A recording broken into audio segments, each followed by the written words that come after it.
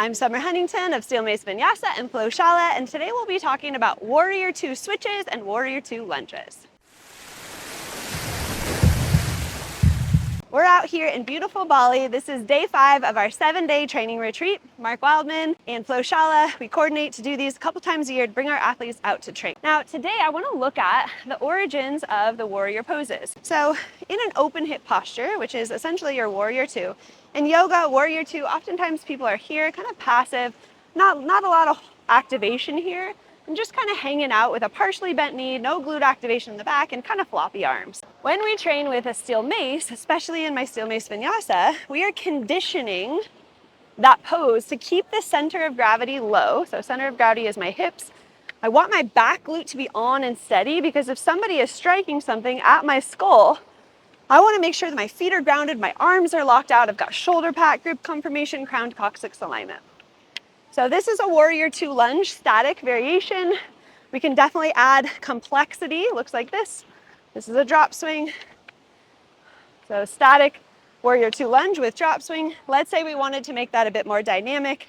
Lift, open, land, Warrior 2 lunge, add complexity, drop swing. This movement here is pretty foreign to most individuals. Most people are not training external rotation under load. You can switch sides. That's why Steel Mace Vinyasa really tackles an important issue that we see in the modern human. The modern human sits in a chair all day long or drives to work and commutes. So they're basically sitting in a position like this for anywhere from 5 to 8 to 10 hours per day. And so that range of motion that our ancestors had, which was to get into a low Warrior 2, is essentially gone. And the fascia and the bones and the musculoskeletal system adapts to the forces placed upon it. So if you are sitting for long periods of time and you're never training that open hip mobility, especially under load, you will lose it.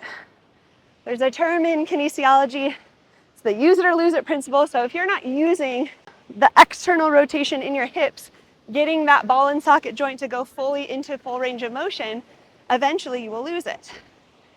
So as you'll see with our athletes training behind, anytime you're put in a scenario where you actually have to fight, look how low my center of gravity is. So my center of gravity is my hips, and I'm bringing the center of gravity low to the ground to prevent myself from falling over.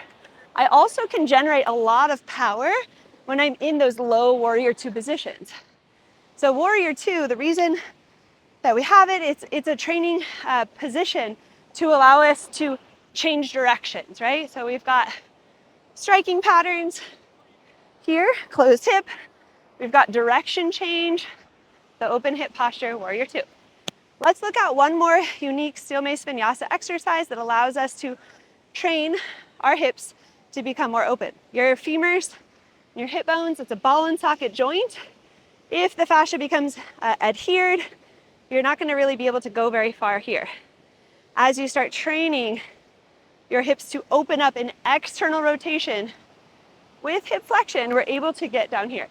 Now there's a fine line. We don't want to get so far that we're dumping into our joints here. That's too far. We want to find that perfect sweet spot where the back glute is stabilizing, the back quad is stabilizing, there's torque in the leg.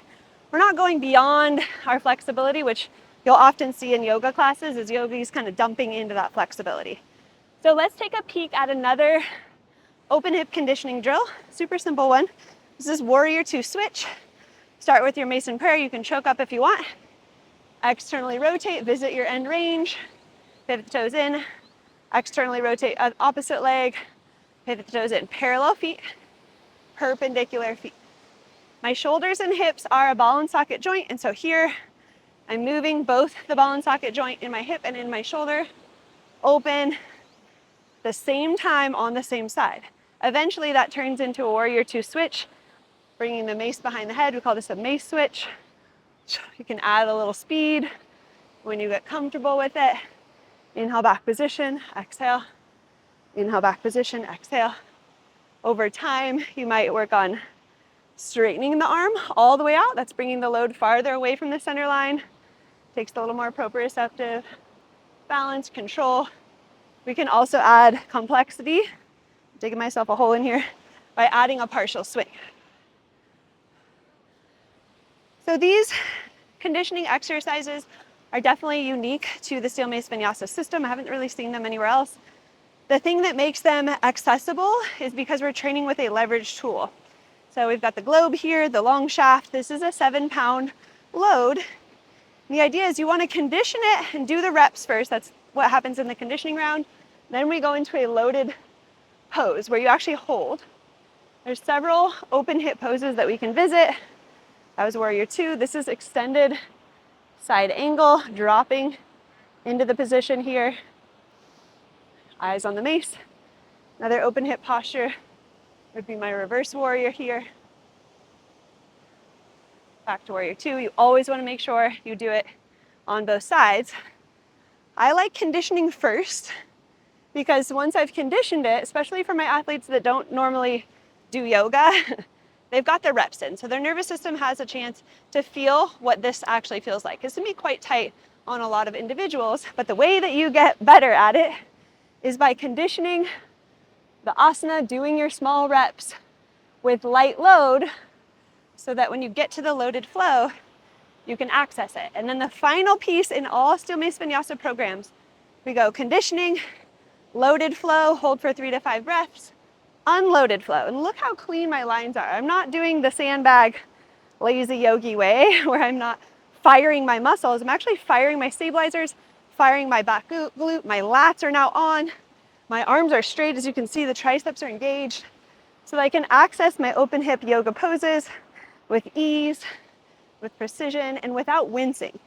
A dead giveaway that the pose is too hard is if your students are wincing, especially your guys, they're holding their breath, they're going into that fear reactivity where the pose is kind of not feeling good, which really does defeat the whole purpose of yoga.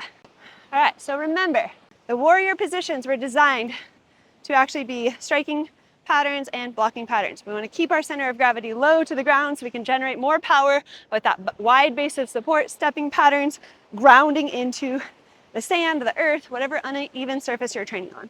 There are modern ways to train the warrior positions that really didn't actually appear too much throughout the traditional yoga.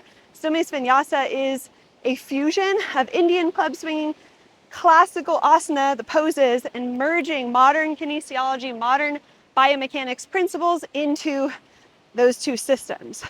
It's a very unique system. It's only been around for about 15 or so years. Each year we iterate on it. Each year we find new movement patterns to train. We look at blocking patterns. We look at upward striking patterns. We look at yoga asana and how it applies to fighting concepts. We take everyday people and turn them into modern warriors. We have people that come out to our retreats. Got a little sweat in my eye here. We have people that come out to our retreats again and again. A lot of people come to 2 retreats, 3 retreats, some people up to 5 retreats or more. And the reason for it is there's always somewhere to go.